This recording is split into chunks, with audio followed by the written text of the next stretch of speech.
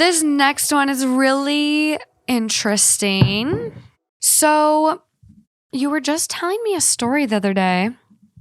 Was I? About a patient you had, and obviously no details, HIPAA, but I think you'll have a really good take on this one. Okay. Am I the asshole for yelling at a woman after she wasn't behaving and making my job harder? I work in phlebotomy, and I like my job despite some of the craziness that happens, like what I'm about to share. So it's pretty shocking and funny how many people say that they are terrified of needles. I mean, these include grown men, and whenever they come to the lab and I need to take their blood, they're always sweaty, shaky, some of them cry, feel faint, all over a little poke. These are adults. Shouldn't they have gotten over it by now? It can be pretty frustrating when some sit there and cry / overreact before / during / after the procedure because it just makes my job a lot harder, especially during the aftermath of a pandemic.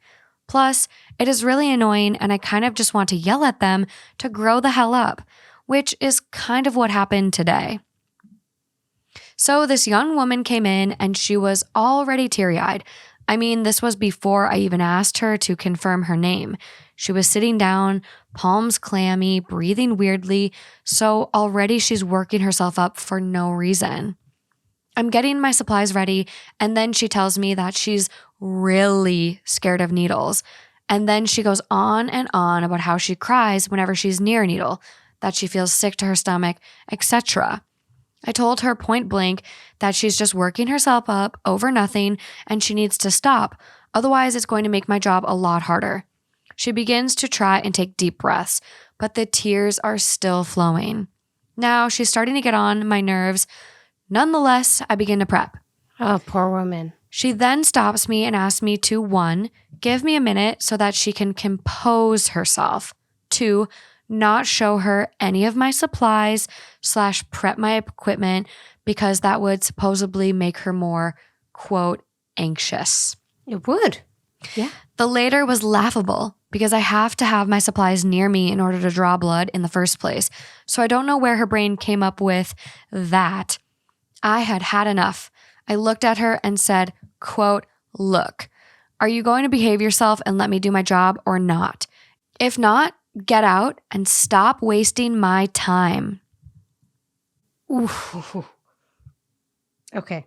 Keep going. Keep going. This is painful, but keep going. She began to cry harder and said that she didn't mean to make me mad. She was just really terrified of needles. Yes. I told her, quote, yes, I heard you the first time. Aren't you ashamed of yourself? You're acting like a toddler. Isn't this person in healthcare, like, tasked to take care of people? Then this woman says to me that the reason why she let me know that she was scared was because she wanted me to be gentle and comforting. Yes. My God, these people are so entitled. Not entitled. I asked her, quote, what do you think I am, your mother? My job isn't to coddle you and rock you to sleep. It's to take blood. If you can't act your age to even do that, then leave. She got up, still crying, had the audacity to call me sick, and then left. So I was on my lunch break, and then a coworker approached me and said that I treated that woman horribly. Yes. I told him that I was just trying to get my job done. Nope. He said that I shouldn't even be taking care of people if I'm going to, quote, act like this. Yep. And that I should pray that she doesn't file a complaint. What? Question mark, question mark, question mark. Wow. Okay. So let's see what Reddit thinks. Am I the asshole? Yes, you're an absolute asshole. Oh my gosh, this is a real thing. And I cannot believe the level of absence of compassion that this person has. Needle trauma, or like a phobia of needles, is really pretty dang common. And yep, there's absolutely things that you can do to help mitigate that. In my practice, I find it fun to let the patient, like if I have to do a biopsy or whatnot, I always tilt them back to a little bit avoid the risk of fainting, but also make them more comfortable, I always I bring in my cell phone, honestly, and I say, hey, what is your favorite decade or genre of music? Because we're going to play that today. God, everyone's going to be like, can I have Amy as my provider? I mean, sure. Yeah, absolutely. Come on over. And we listen to that music. I've had some. So here's the most interesting. I'm so much getting off topic, but like the heavy metal, I never thought that would be really zen and actually like calming. Yeah, but I was really into it. I've had a few patients who've requested that. I mean, it's really common to have 70s, 80s, 90s. Anyway, whatever. Music is helpful. I've been telling everybody that we need to paint our procedure room like this calming zen, like ocean blue color. Nobody listens, but that's okay. It's a joke that I make with my patients, and it makes them feel more at ease, I think.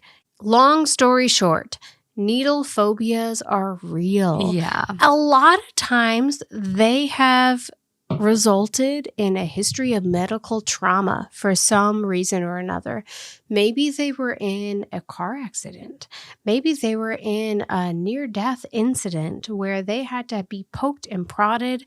Maybe they had cancer as a child and they had to be poked and prodded, and it was a really, really traumatic experience for them.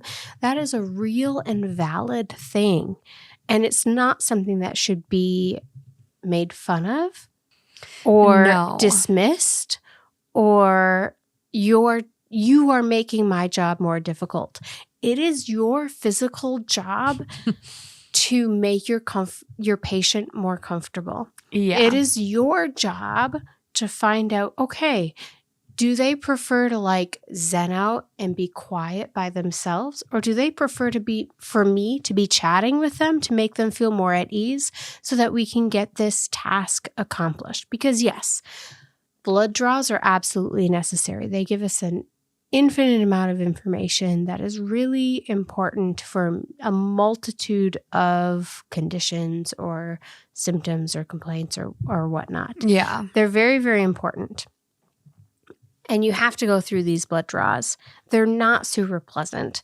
Not everybody's going to be super comfortable with you sticking a huge needle into their arm to draw blood. And you need to be compassionate and realize that they're people and that they have different experiences from you and maybe different fears and phobias. And that they're all valid. Like, come on, who is this guy? That's why I'm like really confused. I honestly don't understand the disconnect, because I think like as someone also in healthcare, I think a lot of the people in healthcare that I've worked with, the one big thing we all have in common is empathy. Yes. Kindness, empathy. And like, yes, I remember. And I do think that's the majority of healthcare providers. Yeah. Otherwise, like, this is probably a one-off. It is. And I mean, there's people asking OP, like one of the comments, like, you're the asshole 100%. Why even work in the medical field if you're completely void of tact, patience, and empathy? And OP just responds and goes, people like this test my patience. You're in the wrong field. Yep. You are in the wrong field. Find something else, buddy. This isn't your talent. I'm just like blown away by this, because I obviously we all have had bad experience with healthcare providers one way or another. A doctor didn't believe you. They might have misdiagnosed you. They might have brushed you off. Like, there's an abundance of things that could have happened. But typically, healthcare providers are empathetic. They're in that field because they want to help people and care for people. Otherwise, especially nurses, they wouldn't be there because you're underpaid and underappreciated for what you do. And some people disagree with that. But from my experience, that's my experience. And so I just look at this person and I'm like, this is your job. And I don't think there's a lot of people that are comfortable with needles. I think that would be like, I'm one. That's the exception to the rule. Well, and that's me. Like, I'm like, let me look at it going in. I'm the same. I'm like, yeah, this is the good one. I'm like, yes. This is the it's good right one. here. It's this arm right here. Yeah. You can see it right here. Yep, go for it. People with needle phobia are literally throwing up and crying right now. Oh, they probably are, even just by listening to it. But that's why I am the person who gets to take off your weird-looking mole or your whatever. You literally were the ingrown toe queen. Your Yes, colleagues I gave you a cake. Yes, my They literally gave you a cake. supervising physician, my collaborating physician, literally baked me a cake with the I still have pictures of it. This was like within my first year because he taught me how to do ingrown toenail removals. And made this like outline of a foot, and it was fantastic. It was I love great. that. I love that you remember that. Yeah, of course. We're gonna have to put a picture of the toe cake. I think I still have it on the YouTube. I'm sure I can find it. You'll find it. It'll be good. But I'm just really blown away by this. I truly don't understand it. And I think anyone who's in healthcare who thinks this way and acts like they're above someone and they're like, go fuck yourself and get a new job. You're not in the right field. Justin is one of these people. Yeah. He is deathly afraid of needles, so much so like he avoids getting regular checkups because he doesn't want to get the blood work. I think that's so common. He has to take major anxiety meds, like prescribed meds, to even go to an appointment. Right. I mean, it's really bad. And so if he were to get a reaction like this from someone, it would traumatize him even more. It would just perpetuate the issue. It would. And he is one of those kids that like he had a weird childhood illness that no one could figure out. So he was poked and prodded constantly as a kid. He's got a little bit of a white coat syndrome. And I think that's like justifiable. And a lot of people have that. Alejandra's another one of those people. Like she's more common than you think. Yes. So I'm like telling an adult, like, are you going to behave and like let me do my job? Or if not, get out. You are lucky you're employed. And it's not most healthcare providers. No. If you are one of those people who are scared and you are avoiding healthcare, this is the exception. This is the exception. This is not the rule.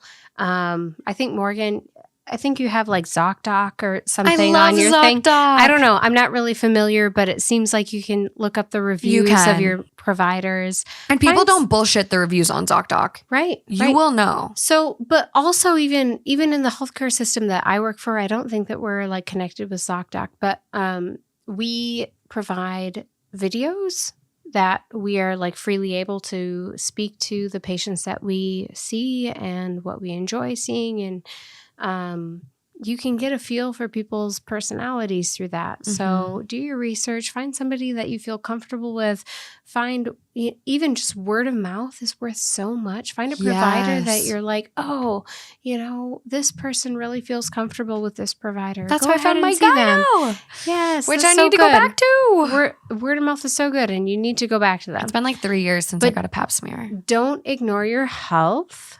3 years? Okay. Yep, you're due. It's really bad. You're due. No, really. If your pap smear was normal and you're between the ages of 20 to 30, that 3 years might be okay. You might be right on track. I'm going to be 29, but she didn't like my breast tissue, and that freaks me out. So it's okay. I'm going to get a reduction. A lot of it's going to go away anyways. Get it checked. Dr. Rodriguez. She's great, though. So I'll be back. It's fine.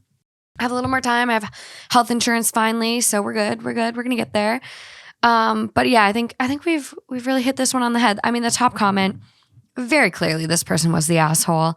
7 months and this post is at 0 as far as upvotes. Like people really said, fuck you. Account's been suspended. There were some comments from OP using the Wayback Machine that I've seen, and just overall asshole. Never realized that they were wrong and really doubled down in all of their comments. Ugh. The top comment is, you're the asshole. I'm diabetic and I'm fucking scared of needles. Right. Jesus, you treated her like crap. Yep. I would have reported you. It's your job, yes, but you don't need to be heartless. Mind you, I've been handling my needles since I was 5. You could have been sympathetic, but you chose to verbally assault her instead when she just needed someone to calm her down.